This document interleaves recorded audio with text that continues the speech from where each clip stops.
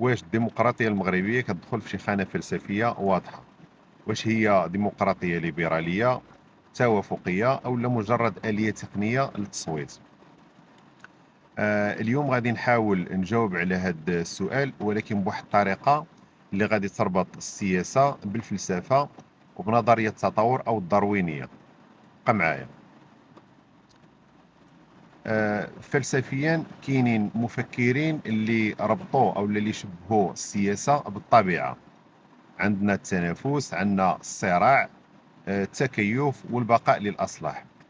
وكاين اللي انتقد هذا التشبيه هذا وقال لك المجتمع ماشي غابة، السياسة عندها قوانين وقيم ومؤسسات.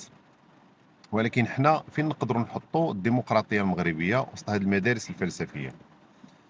أول مدرسة هي مدرسة توماس هوبز. هوبز كيقول على أن الإنسان في الأصل كيعيش في صراع أو لا في حرب، الكل ضد الكل، والدولة هي اللي كتجي باش تنظم هذا الصراع هذا وما تخليهش يخرج على السيطرة أو لا كتنزع منه ديك الطبيعة الوحشية ديالو. وحنا في المغرب قرب بزاف من هذه الفكرة. كاين تنافس سياسي، كاين أحزاب، كاين انتخابات، ولكن الصراع ماشي مطلق بل منظم. كاين مؤسسات اللي كتحدد قواعد اللعبة وكتحافظ على التوازن بين الاستقرار والتنافس. إذا المغرب ديمقراطية اللي كتنظم الصراع، ماشي ديمقراطية اللي كتطلقه. نمشيو للمدرسة الثانية اللي هي الميكيافيلية.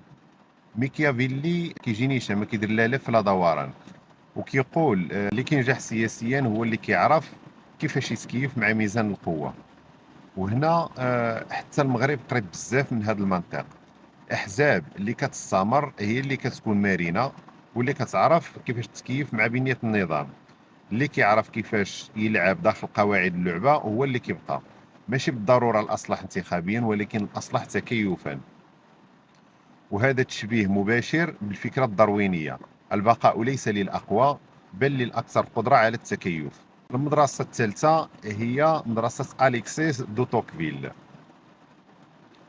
دوتوكفيل كيقول على أن الديمقراطية هي حكم الناس والمجتمع هو اللي كيقرر شكون اللي غادي يكون الأصلح للقيادة ديالو. والمغرب فعلا عنده جزء من هذا المنطق.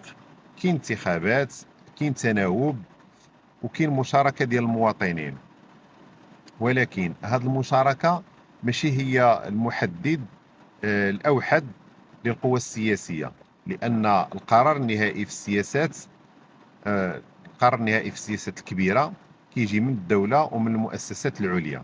يعني طوكفيل حاضر ولكن ماشي النموذج الطوكفيلي الكامل.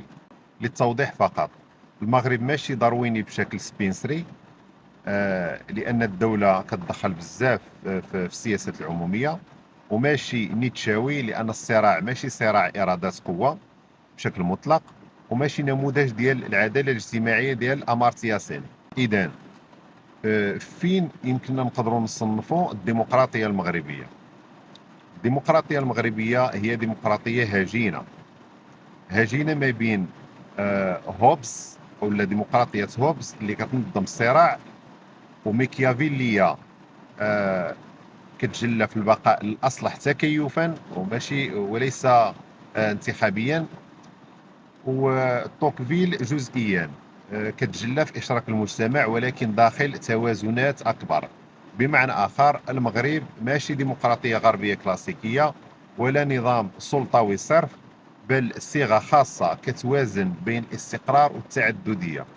إذا كانت الديمقراطية الغربية كتشتغل بمنطق البقاء للأصلح انتخابيا، والديمقراطية المغربية كتشتغل بمنطق البقاء للأصلح تكيفا واستقرارا. وهذا اللي كيعطيها خصوصيتها، وبالمقابل كيطرح أسئلة كثيرة على المستقبل ديالها.